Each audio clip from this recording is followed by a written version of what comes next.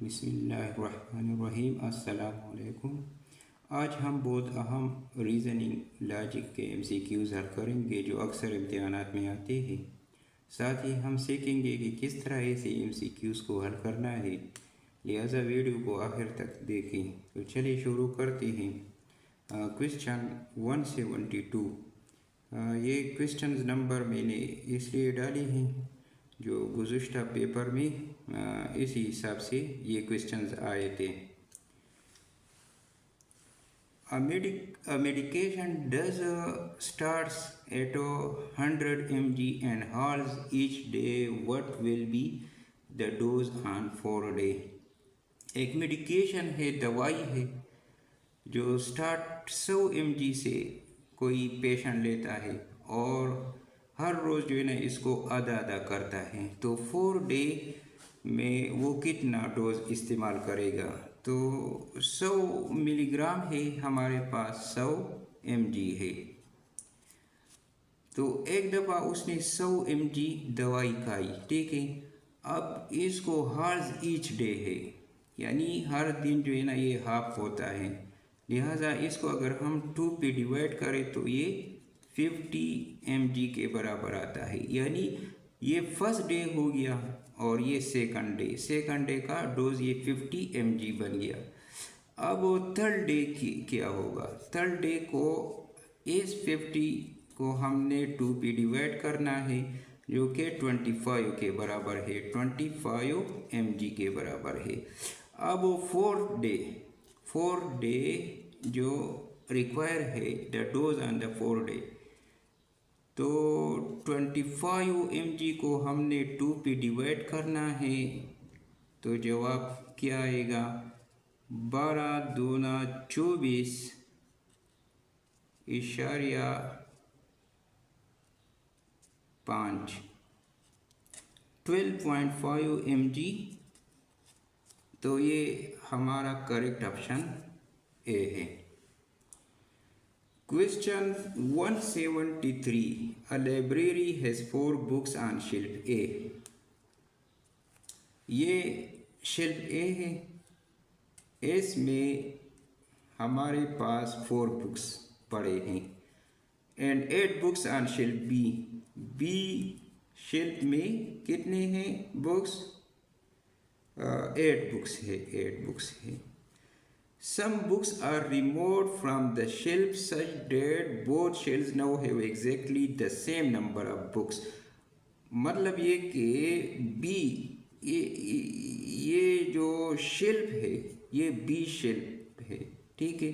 B shelf से कितने books अगर हम हटाए तो दोनों शेल्फ में बुक्स द सेम रहेंगे। Considering that x is number of shelf that should be removed from shelf B, so that number of books on shelf A and B becomes equal. It means ये जो equations है हम इस तरह u लिखेंगे, 4 equal 8 minus x। अब x की value हमने निकालना है। 4 8 को इस साइड पे ले आए, x माइनस x। अब -4 इक्वल टू -x और x इज इक्वल टू 4, तो हमने 4 बुक्स को रिमूव करना है, लिहाजा अब हमारा ऑप्शन करेक्ट ऑप्शन जो है वो सी है। Question number 174. Ahmad ranks 10 in the class of 46 students. Total student 46 है और अहमद का रैंक्स 10वीं नंबर पर है, तो हम यू लिखेंगे अहमद इज रैंक द, हमारे पास 10 है 10। There are only 7 students below Bilal के रैंक के नीचे सिर्फ 7 स्टूडेंट है, और जबकि स्टूडेंट हमारे पास टोटल 46 हैं, लिहाजा बिलाल का रैंक क्या हुआ? बिलाल का रैंक 46 46 से हमने क्या सब्ट्रैक्ट करना है? 7 सब्ट्रैक्ट करना है तो 39 आता है। मतलब ये है कि बिलाल का रैंक 46 स्टूडेंट में 39वीं नंबर पर है। अब क्या मांगता है? How many students are there between Ahmad and Bilal. Ahmad का रैंक 10 है, बिलाल का 39 है, यानी 10 और 39 पोजीशंस के दरमियान जितने स्टूडेंट्स हैं वो कितने हैं। मतलब ये हुआ, ये 10 है और ये 39 है। 10 और 39 के दरमियान कितने स्टूडेंट्स है?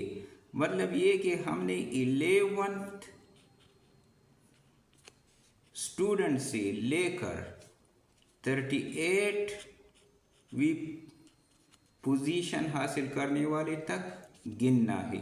अगर हम 11 से 38 तक गिन ले तो हमारे पास क्या आएगा? 28 आएगा। मतलब ये है कि अहमद और बिलाल के दरमियान 28 स्टूडेंट्स हैं, लिहाजा करेक्ट ऑप्शन हमारा ये बी है।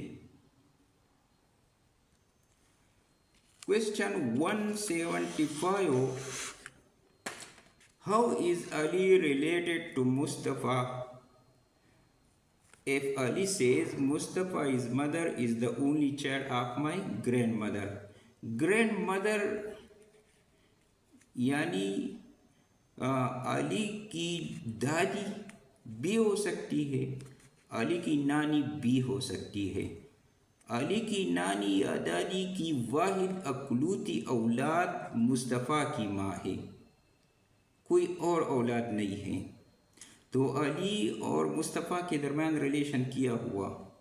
जब अली कहता है कि मेरी दादी की वाहिद औलाद है, तो उस वाहिद औलाद जो मुस्तफ़ा की माँ है, मुस्तफ़ा की माँ भी अली की माँ हुई ना। तो जब अली की माँ और मुस्तफ़ा की माँ एक ही हो तो दोनों भाई है, लिहाजा option B is our correct option. Question 176, a mobile company is deciding whether to collect personal user data for improving advertisement।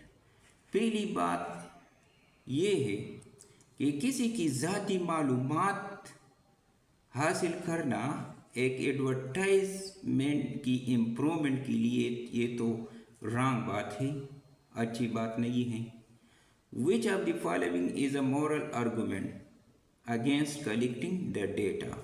First of all अगर हम इस सेंटेंस पे गौर करें, personal user data for improving advertisement, किसी का ज़ाती data हो और इश्तिहार में अगर हम उसकी अपनी इश्तिहार को इम्प्रूव करने के लिए किसी का ज़ाती डेटा कलेक्ट करना, ये तो अखलाकी जुर्म होता है जब तक उससे कोई इजाज़त न ले।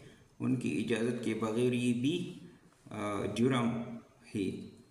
सो एक ऑप्शन में है user may lose trust in the company which could lead to profits. ये तो बिल्कुल ऑप्शन गलत है।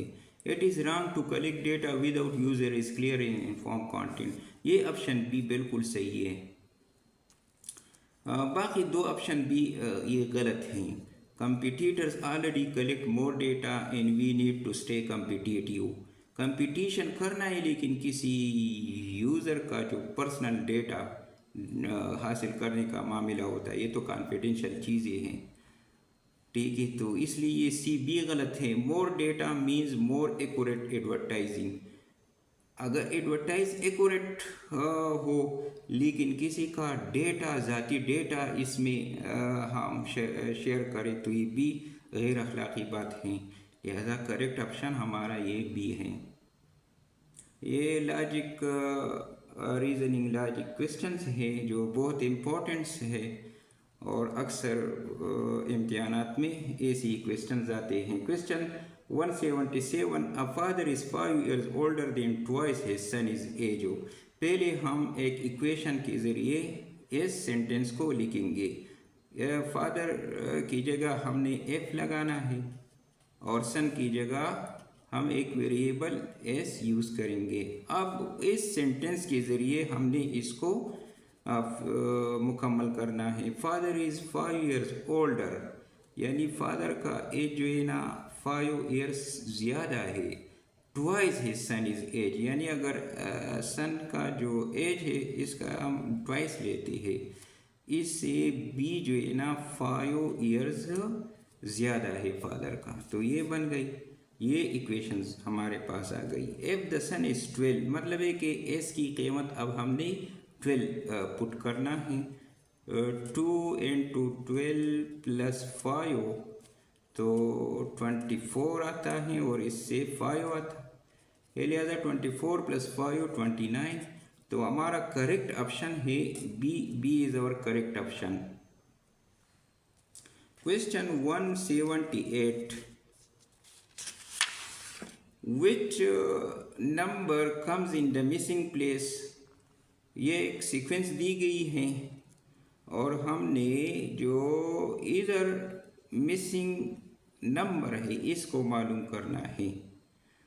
पिछली वीडियो में हमने सीक्वेंस में जो छुपा हुआ पैटर्न होता है वो कैसे फाइंड आउट करेंगे। अगर आपने वो वीडियो नहीं देखी तो आप उसे देखें। 200 के बाद 180, 180 के बाद 160 आता है, तो इससे 70% ऐसे सीक्वेंसेस आते हैं जिसमें हमने मिसिंग नंबर मालूम करना होता है। वो अक्सर हमने डिफरेंस निकालने होते हैं। इसका अगर हम डिफरेंस निकालें तो 20 आता है, इसका डिफरेंस निकाले तो 18 आता है, इसका डिफरेंस निकाले तो 16 आता है। इन दो नंबरों का डिफरेंस अगर हम निकाले तो 14 आता है। अब इस पैटर्न को अगर आप देखें 20 है, 18 है, 16 है, 14 है, तो उन दो नंबरों के दरमियान जो डिफरेंस है वो 12 आना चाहिए। अब देखें, अगर 200 से हम 20 सब्ट्रैक्ट करते हैं 180 आता है। इस तरह 146 से अगर हम 14 सब्ट्रैक्ट करते हैं तो 132 आता है। तो 132 से 12 को अगर आप सब्ट्रैक्ट करें तो इधर कौन सा नंबर आना चाहिए? 132 माइनस 12, 0 2 1, तो 120। तो हमारा करेक्ट ऑप्शन है B. Question 179, a 5 boxes of soups weigh 75 kilos।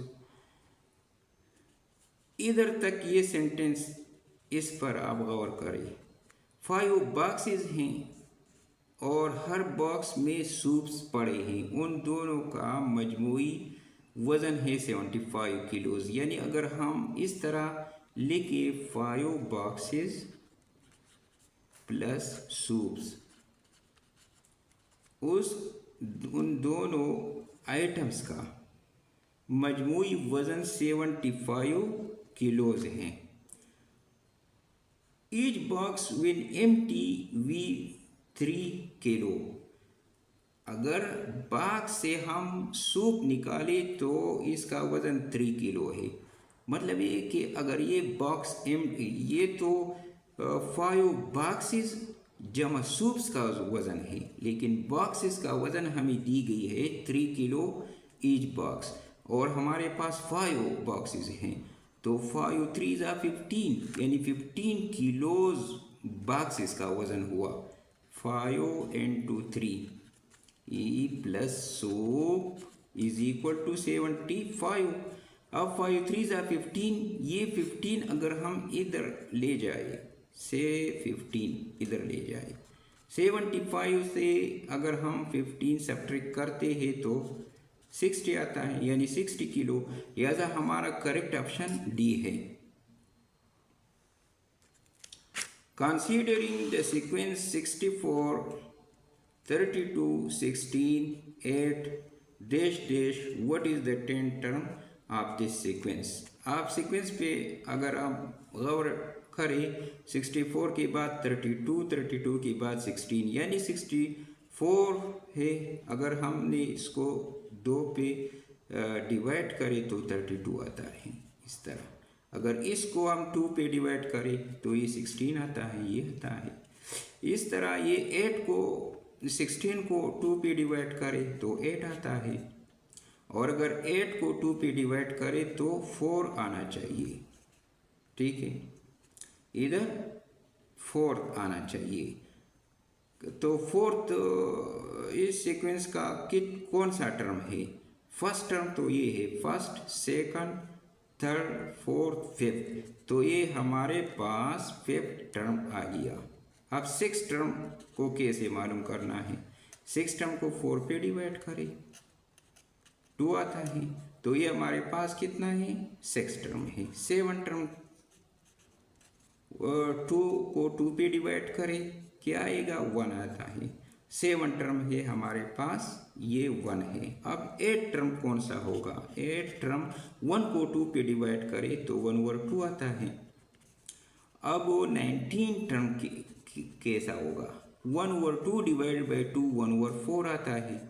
और 10 टर्म 1 ओवर 4 को अगर हम 2 पे डिवाइड करें, यानी 1 ओवर 4 है, इसको अगर हम 2 पे डिवाइड करें तो 1 ओवर 8 आता है। लिहाजा करेक्ट ऑप्शन हमारा ये डी है। D is our correct option. प्यारे दोस्तों, वीडियो अच्छी लगे तो इसको लाइक ज़रूर करें, और अगर चैनल को सब्सक्राइब नहीं किया है तो सब्सक्राइब करें ताकि ऐसी नई वीडियो आपको पहुंच सकें। Thank you. अल्लाह हाफिज़।